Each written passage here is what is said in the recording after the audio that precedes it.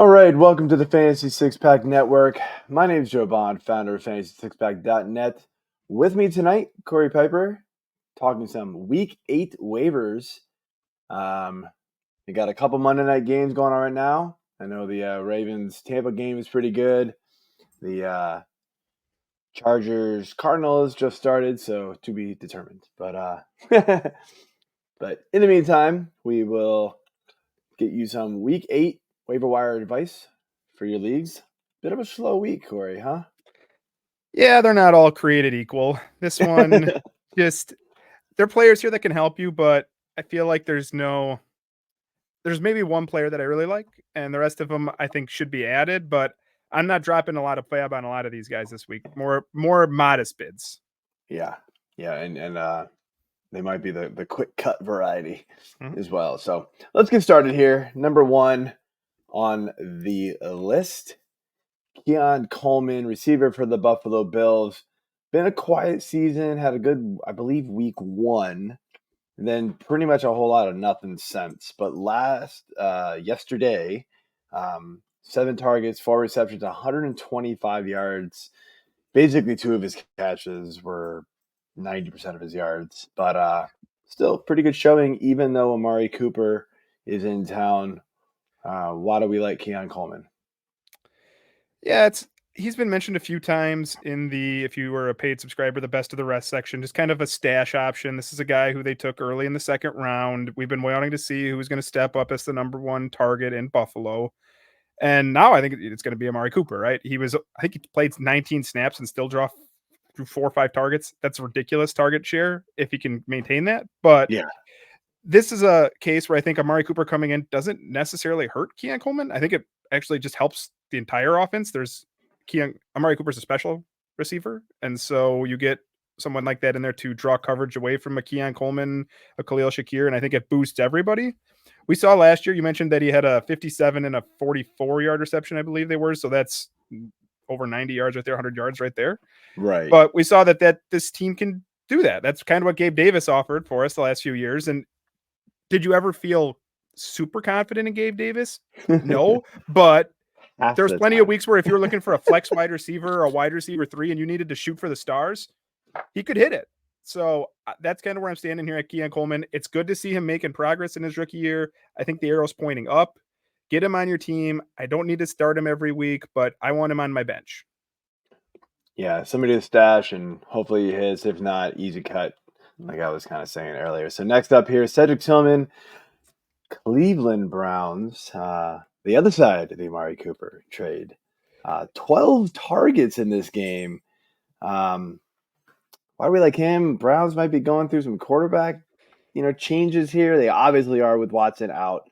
But DTR might be the guy. Maybe they pull Winston back in. We don't know, but Tillman's a guy that you seem to kind of like here. Well, 12 targets is the most any receiver. You mentioned the 2 games are going right now. Any receiver, he led all receivers this week in targets with 12. That instantly has to catch your attention. But you also said the Browns offense has been putrid, a disaster, whatever bad term you want to use. They're the only team that hasn't hit 20 points yet this season in a single game.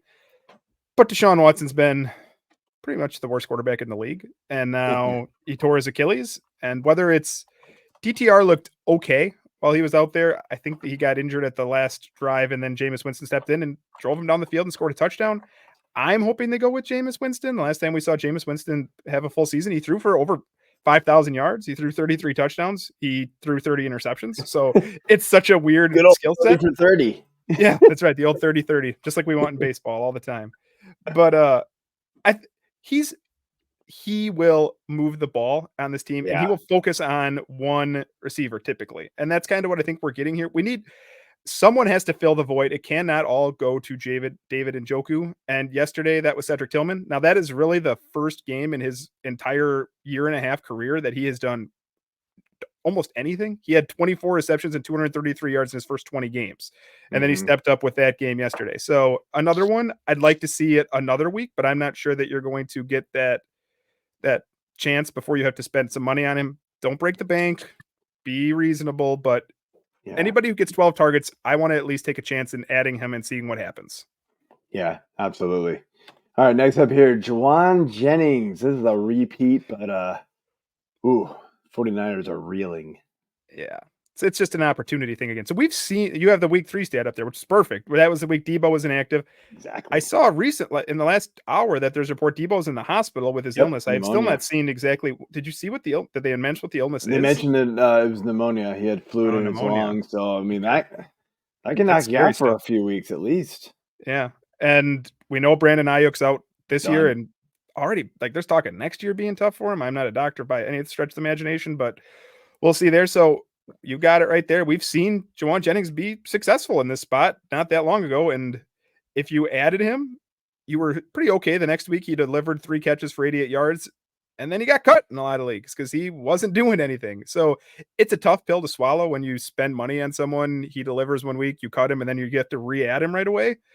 But among all the receivers that we've mentioned, I think if I'm prioritizing one, it's Jauan Jennings just because we know what he can do here. We've seen it, and he's going to get a long runway. Go out and add him.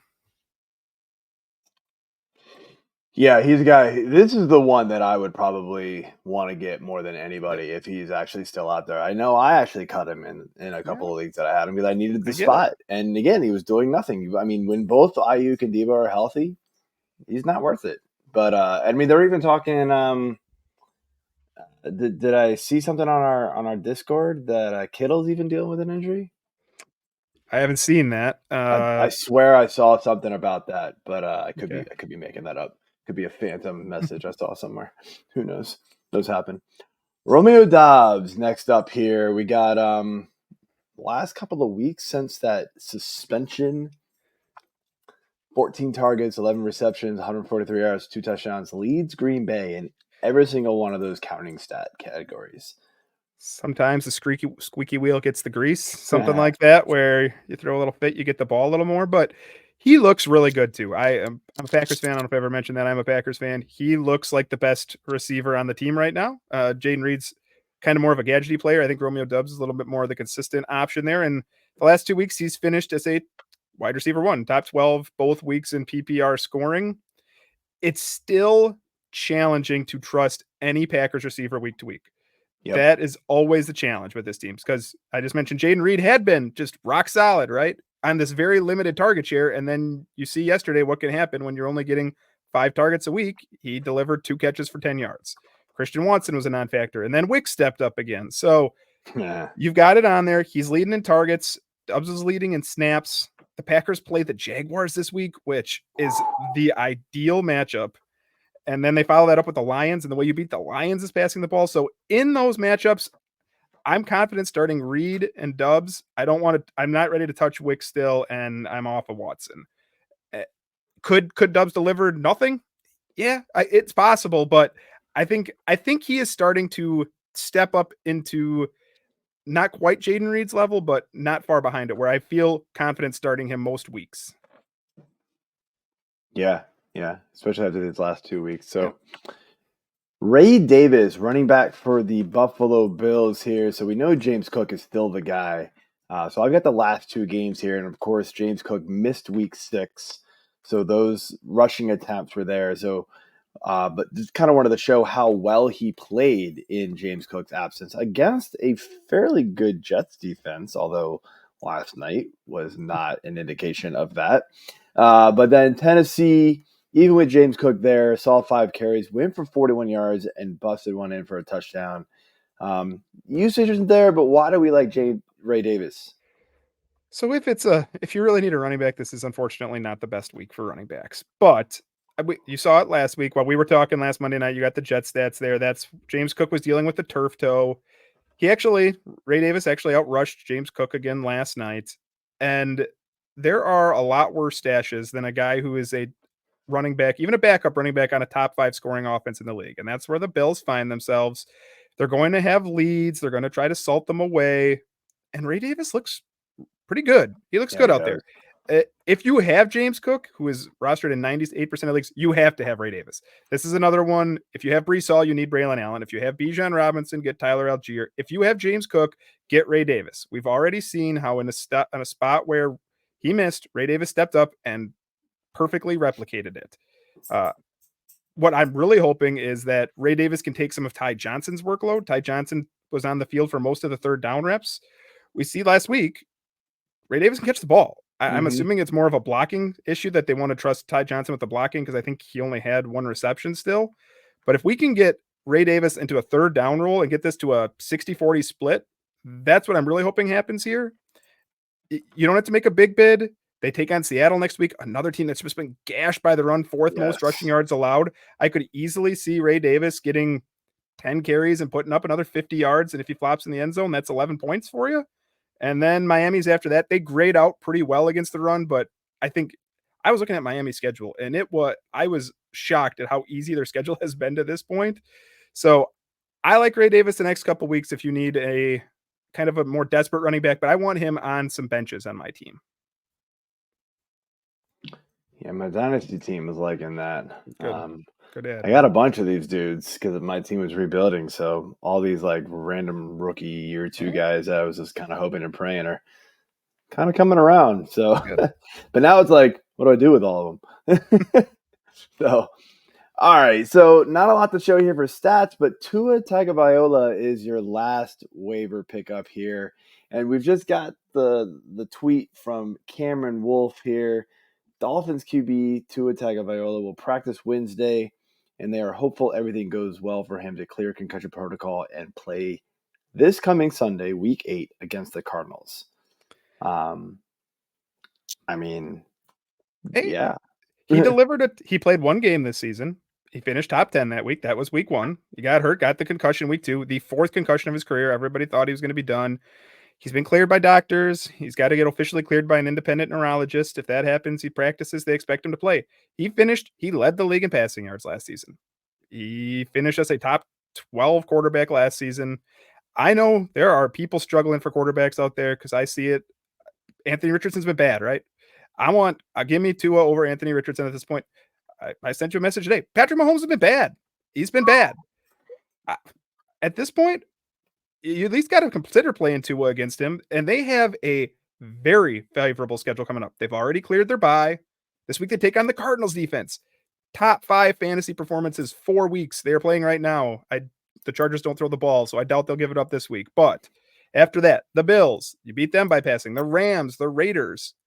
Considering the way that some of your higher-end projected quarterbacks have performed, if you have a chance to add Tua to your team and play him, I think you got to do it. I think this offense has been, it's been a disaster with Tyler Huntley and Tim Boyle and whoever else they've been rolling out there. But we've seen it run extremely high levels with Tua Tagovailoa. Everybody's still there. And in fact, they added more weapons. Jonnu Smith looks like an actual usable tight end. We know Jalen Wright can offer something. There are weapons galore on this team, and he can do his point guard version of getting the ball out in a hurry to his targets and letting them pick up big chunks of yardage. If you need a quarterback, this is probably about as good as it's going to get the rest of the year. I think at least as consistent as we can hope to get. Yeah. You're looking at least top 12 almost every week from him. So yeah, I love the pickup. So, all right, man. Well, that is it for the Week 8 waivers. I want to thank you for joining me tonight and giving us your top 6 preview. The article is already out on the site for Week 8 waivers, where you go an extra 30 players deep in our members only section there. So definitely get in on that action. As you can see, some of those guys move up.